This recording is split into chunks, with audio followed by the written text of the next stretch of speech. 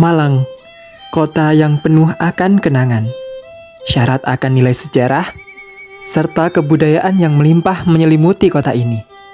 Tak tertinggal satu tempat yang hingga kini eksistensi nuansa masa kolonial masih terasa di sana.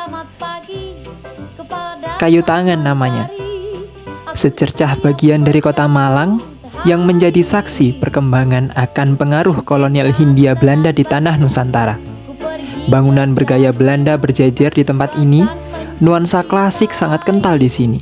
Arsitekturnya, ragam hiasnya, sangat kental dengan budaya masa kolonial Belanda. Namun siapa sangka, waktu terus berlalu, tapi bukti nyata masih terjaga hingga saat ini dan menjadi keunikan tersendiri bagi tempat ini. Apa saja peninggalannya, dan bagaimana sih pengaruhnya terhadap kebudayaan yang ada?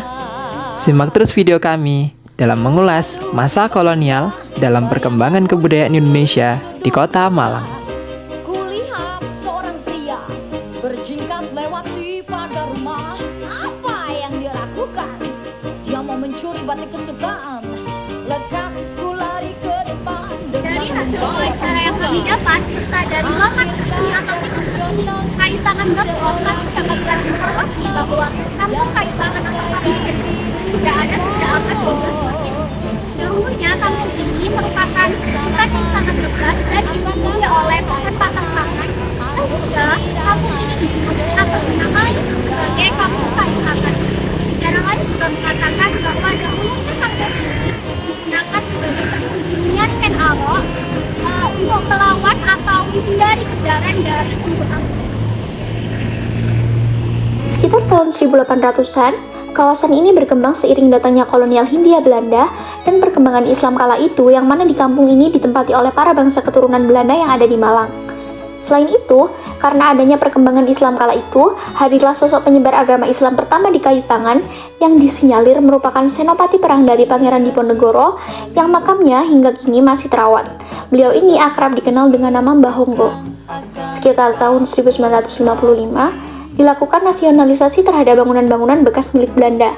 Perkembangan rumah sangat pesat, tidak lagi menggunakan arsitektur Belanda, tapi banyak bermunculan tipe rumah jengki sebagai khas rumah Malangan. Rumah jengki ini adalah rumah yang memiliki ciri-ciri bangunan luar tampak miring, namun untuk interiornya berbentuk kubus. Namun, masih terdapat beberapa rumah yang mempertahankan bentuk arsitektur Belanda hingga saat ini dan menjadi peninggalan bersejarah bagi kota Malang akan hadirnya kolonial Belanda. Hasil kebudayaan yang banyak kami temukan di tempat ini, yakni berupa pada arsitekturnya. Arsitektur rumah-rumah di sini masih banyak mempertahankan bentuk-bentuk, kemudian ornamen, serta arsitekturnya masih bernuansakan kolonial Belanda. Rumah-rumah kolonial Belanda biasanya berciri khaskan pada ventilasi, jendela, pintu, serta ornamen-ornamen penghiasnya. Ciri khasnya pada jendela, yakni pada jendela terbuat dari kayu, kemudian tidak banyak ornamen-ornamen penghiasnya. Namun yang ciri khasnya yakni pada besi penghalang jendela, kemudian pada pintu tidak banyak ornamen, serta masih bernuansakan klasik. Penataan ruangnya juga biasanya simetris, kemudian ada sekat-sekatnya. Bangunan bernuansa Hindia Belanda dapat kita jumpai pada rumah Jakub yang didirikan pada sekitar tahun 1920 dan rumah 1870, di mana kedua bangunan ini masih mempertahankan bentuk aslinya, yakni berupa ventilasi, jendela, dan pintunya.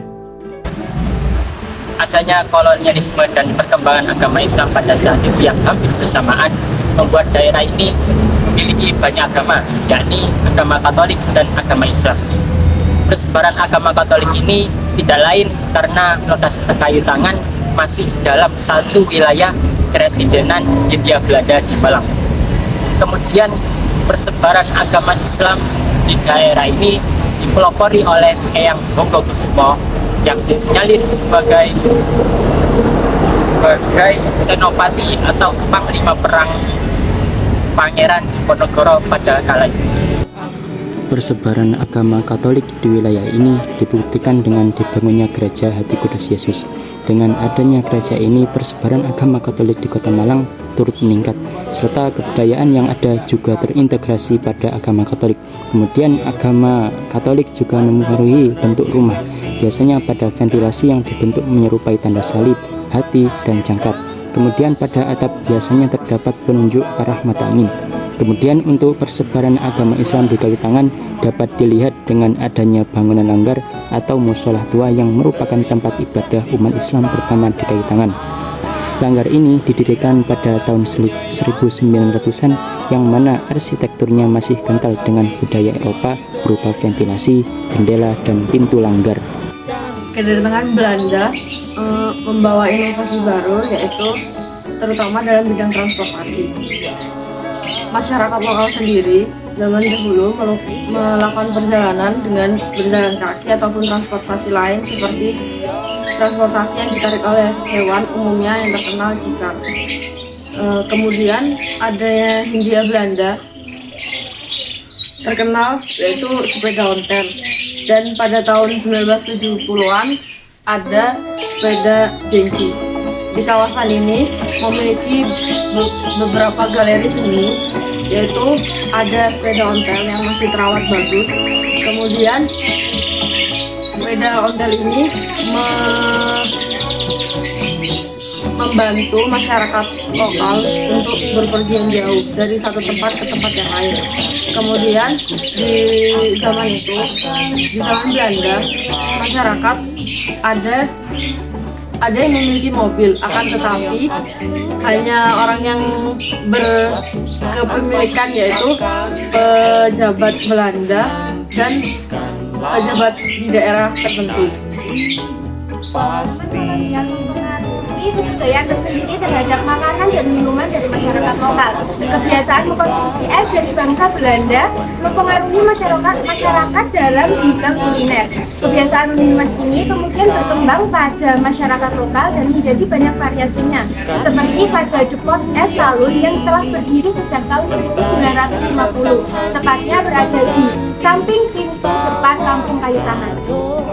Depot ini menyajikan es teler dan sejenisnya, di mana kuliner ini sebagai bentuk pengembangan dari kebiasaan Belanda dalam mengkonsumsi es dan dipadukan dengan lidah lokal, dengan ditambahkan buah-buahan dan berbagai isian lainnya. Begitu pula pada toko es oen yang mempertahankan cita rasanya dengan cara produksi tradisional sejak zaman Hindia Belanda. Selain mempengaruhi pada arsitektur bangunan, agama, kuliner, dan transportasi, adanya keresidenan Hindia Belanda juga mempengaruhi perkembangan seni yang ada, seperti seni bangunan yang terintegrasi oleh agama Katolik berupa ventilasi yang berbentuk hati, salib atau jangkar, kemudian pada seni benda berupa lukisan bergaya Eropa, porselen, dan ukiran lainnya, serta tak ketinggalan seni musik, di mana perkembangan di wilayah kayu tangan dari musik tradisional menuju musik bergaya Hindia Belanda, namun diakulturasikan dengan kebudayaan lokal sehingga terciptalah musik keroncong dan sangat digemari oleh masyarakat lokal. Bapak izin wawancara ya sebelumnya, perkenalkan kami dari mahasiswa UIN sedang melakukan observasi dan kami dapat nilai di kayu tangan ini. Tadi kita langsung salto sama tulisan rumah musik. Boleh tahu nggak Pak, ini rumah musik ini sudah berdiri sejak kapan? Kalau rumah musik ini mulai ada kepanjangan. Kira-kira tahun berapa Bapak? Ya sesuai SMA 50. Udah lama ini. Jadi ini turun-temurun begitu ya Pak? Ya, jadi sebelum ada heritage kita juga buat. Tapi sebelum ada heritage nggak ada poster ini. Ini baru-baru aja. Ada heritage tak pasang. Kalau dulu cuma gini aja. Jadi kayak alat-alat ini aslinya dulu ada semua di sini. Waktu ada ngaruh bapak, komplit mulai biola, cello semua ada.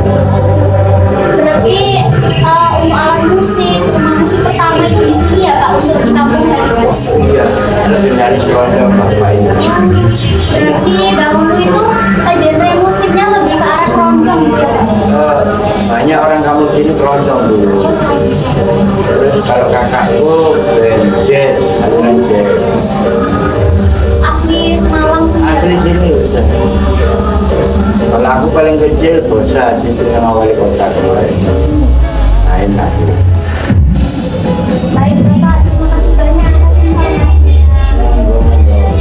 Demikianlah perjalanan kami menyusuri kayu tangan untuk mencari bagaimana perkembangan kebudayaan yang ada sebagaimana hasil dari perkembangan Hindia Belanda di Kota Malang. Sekian dari kami, sampai berjumpa di lain hari. Sampai jumpa.